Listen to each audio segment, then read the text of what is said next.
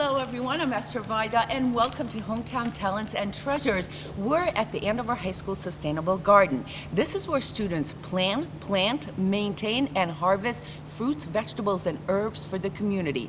We'll talk to some of the people responsible for this project.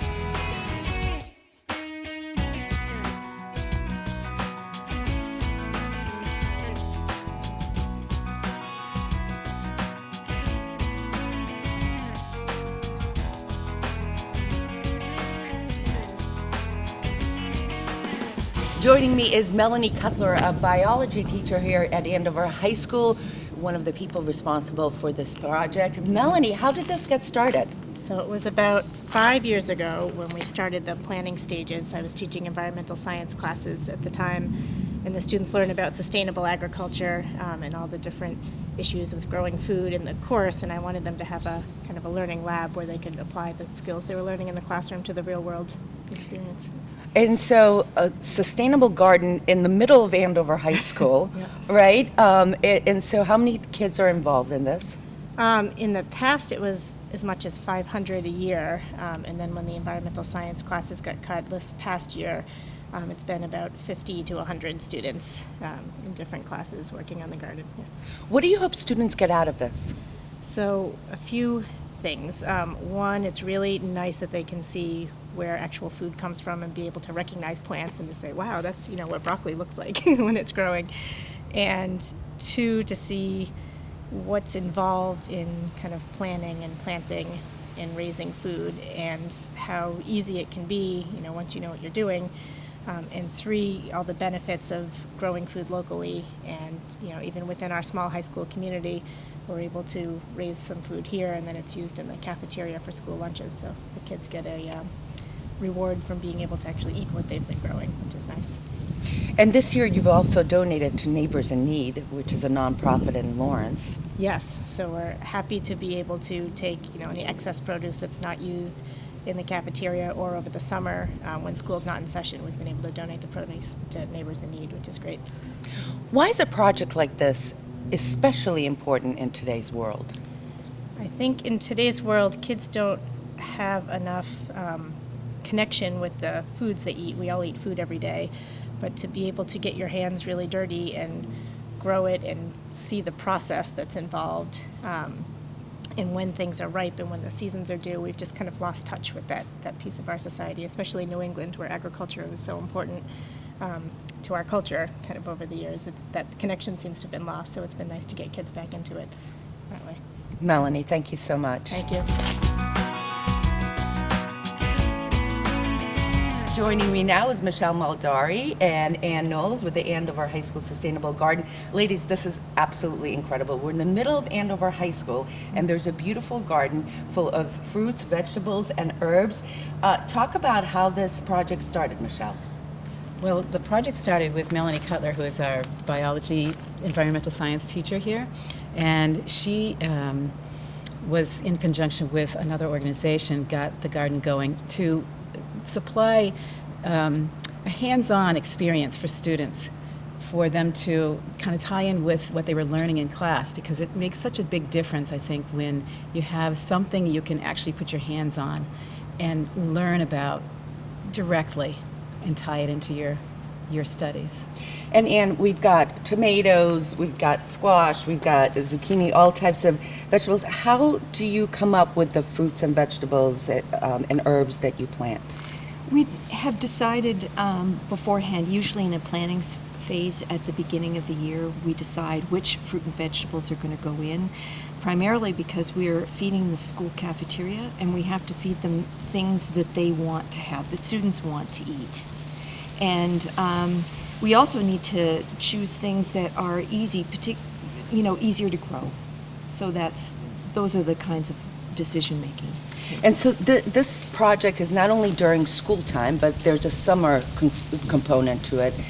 Talk about how students can get involved in that summer component. Okay, so we have an application for students. Usually they learn about it through their science class, and also we just email all the students who have done it in the past and say, here's your application, the summer's coming up, we'll hope you join us again. And they bring their friends and they make an application, but it's more about them thinking about consciously why they want to be part of that. And so it's really, they come in and keep the garden going all summer.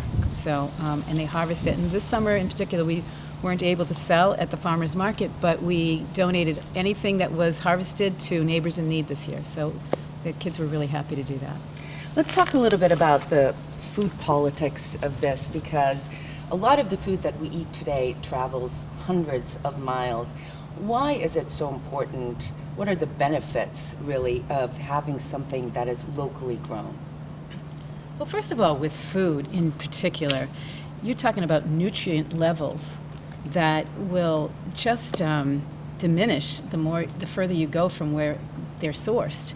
And so to have something right in your backyard that's harvested that day and brought down to your cafeteria and presented on the salad bar today or tomorrow from when it was picked is just amazing that these students have that opportunity, because within a week you've lost nutrient levels in vegetables and fruits. So. Not to mention the gas price, right? The fuel that it costs To transport to it. transport. What else, Ann? I think the other thing too is that many vegetables are picked not so fresh, not so ripe, excuse me. So if you're picking in California, you're picking something that is maybe a green tomato, and it's sort of gassed when it gets to Massachusetts to redden up the colors. But that is why the nutrients aren't so well. You haven't actually moved to the point where the vegetable is ripe before it's served. Now, besides Andover High School and the Andover Garden Club, who else has supported you in maintaining this project? Okay, so we've had a lot of initial funding from the ACE organization here in town, Andona, Whole Foods, and this summer in particular, the Andover Garden Club sponsored us entirely and allowed us to do a lot of work that we wouldn't have been able to do because we weren't able to sell our produce at the farmer's market this summer. So that was great income and allowed us to build a lot of raised beds and buy our seed and whatever we needed to do, replace some tools this summer. As you go through a project like this, it's sort of a new type of thing. What are some of the challenges that you've learned, that you've overcome, that perhaps another community that wants to start something like this can learn from you guys? Well, I think one of the things that I've found is that there's more out there on the web than you would expect as far as educational materials, and so other groups can go to the web. Mass agriculture in the classroom is one. And there are other groups that provide information about education and gardens that I think are great resources. But specifically, Anne, you mentioned that you were having some kind of problem with the tomato plants. Yes, and I have a student with me who is researching that problem. So she's looking into, it's actually not tomato but potato blight, and she's looking into that using resources through her science classes and through the web to research and solve the problem for us. I mean, and this is a problem for a lot of other gardeners. Believe me, it's all through Andover right now. And so, I mean, anyone looks to have solutions like that. What do you hope students get out of this, besides the growing locally, eating healthy? What other components do you hope that they get out of a project like this? In general, I think just working with your hands is a really important skill that a lot of students just don't get today. A lot of kids just don't grow up even working outdoors, working with tools. Everything's done kind of in a simulated sort of way. So I love that about it. And the other thing is the tie-in to more specific information that's in their textbooks. So And making that connection. right. Mm-hmm. Yeah. Michelle, you were telling us earlier about the cross-pollination. Talk a little bit about what types of cool projects that you guys are doing. Okay, so what we try to do here is one of the sustainability processes that we use is intercropping. So we have the kids assigned a particular vegetable that will be their main crop in their garden bed, and they're supposed to pick another vegetable, an herb, and at least one flower that they're going to all interplant together in the same bed. So instead of having just rows and rows and rows of the same crop, you've got lots of different crops growing in the same garden bed. And what it does is it confuses the pests, so they can't find that tomato or that bean that is their particular favorite dish.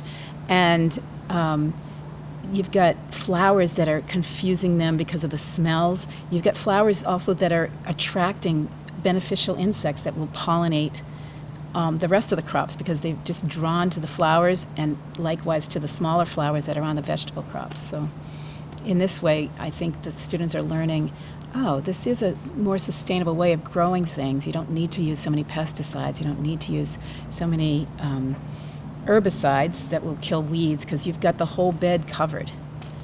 Very cool. Joining me now is Erica Mazzarelli, a student here at Andover High School, and you're taking part in this project. What have you learned? Well, I've learned mainly how to be sustainable and how to grow crops and harvest them because we harvest them in the farmers market, which is downtown. So that's mainly what I've learned. And why did you get involved with something like this? I thought it'd be interesting to learn how to grow crops and to water them and harvest them and fertilize them. It was really interesting when we were doing it, and so. Do you eat these fruits and vegetables as well? Yeah, we do. What is it like to grow your own stuff and then eat it? Well, it's interesting, I think you learn to appreciate the foods more when you grow them because you learn what the process is into growing them and harvesting them, and so you learn to appreciate them more. And you want to talk about the apple tree because Yeah. it's having some problems. Yeah, it was, yeah. Go ahead. So it's sort of. So over the summer, a couple of students noticed that the leaves on the apple tree were turning a brownish yellow color. So they did some research and they found that it was a fungus that was caused by juniper, which was growing right next to it. And so they ended up uprooting all of it, which over here you can see it's all uprooted. And there's a little bit of it left over there, the green plant. And so now the apple tree is getting better. How are you able to connect what you learn in school and through research into hands-on stuff? Well, in freshman year we took environmental class, so I think a lot of that was helpful in learning how to harvest plants and stuff. What do you say to people who are like, oh, gardening, it's dirty work, it's boring? Well, it's really not that boring. It's fun, You get to pick the vegetables and stuff, especially eating them at the end. It's fun because after growing this for so long, you finally get to appreciate it, and so I think it's fun. I think people who don't like it, they can learn to appreciate it once they do it. What's the funnest part about doing this besides being outdoors and so forth? Well, I like harvesting them, picking them once they're finally done. The raspberries over there. So this is more of a commitment outside of a school. You guys are also here on Saturdays. Why do you keep doing it?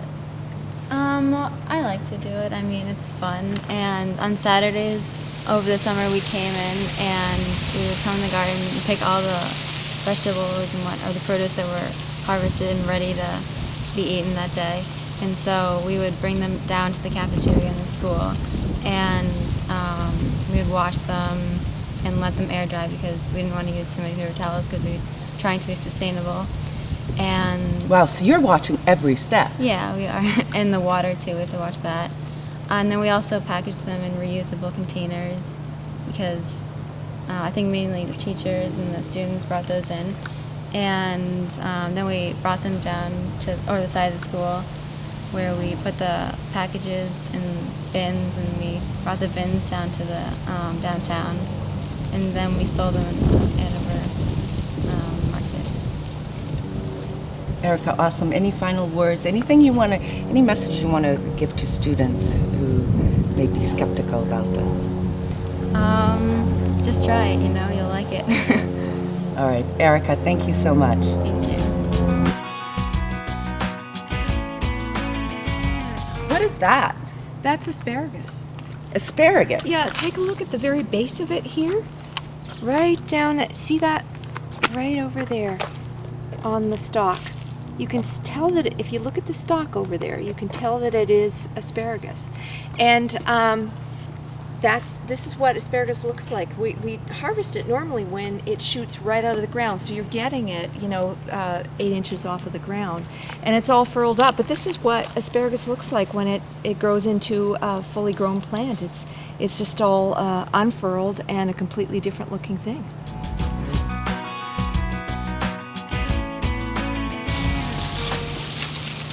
One of the things I think they learn to appreciate is that it takes time to harvest. And a lot of times, we hire migrant workers to do that job because it's tedious. When you talk about sustainability and growing locally. So you guys volunteered your time to do this. Why did you get involved with something like this, Michelle? Well, my son was in Mrs. Cutler's class when he was a freshman here at the high school, and she posted a notice looking for gardeners to start the garden with her because she wasn't a gardener, but she saw the need for connecting a garden with what she was teaching in the classroom, and I thought that was the greatest thing. So she and I had a conversation one night, and that's how I got involved, and I just loved it from the start with just getting, you get 20 minutes, you get 25 kids, and you got to figure out how to keep them all busy getting this place ready for growing things, and it was so exciting. What do you get out of it? I see the kids just, the ecstasy on their faces when they dig a hole for the first time with a shovel because they've never used a shovel, and it's amazing to me, and it just gets me right here where I live because it's like, this is what I love to do, So that's basically it. I love your enthusiasm over this. This is awesome. And why do you do this? Well, it was a similar kind of thing. I also saw the ad that Melanie Cutler had posted, and Michelle was on board already, and I just joined her and had similar sorts. My son was also in the school. I had similar sorts of experiences. The students are really what makes this so fabulous. I mean, they're excited about what they learn, they're excited about what they do, and they love getting outside, particularly during the school day. And so it's just like a big break for them, and so we get a whole bunch of excited kids all at one time, and that's great. Anne and Michelle, thank you so much. Thank you for having us. Thanks Yes. for being here and showing off our space that we love to be at. Yes, thank you. That's our show for today. If you know of someone or even an organization you think should be profiled on Hometown Talents and Treasures, email me at esternvajda@gmail.com. Remember, it can be anyone. The important thing is that they selflessly donate their talent and time to help others. See you next time.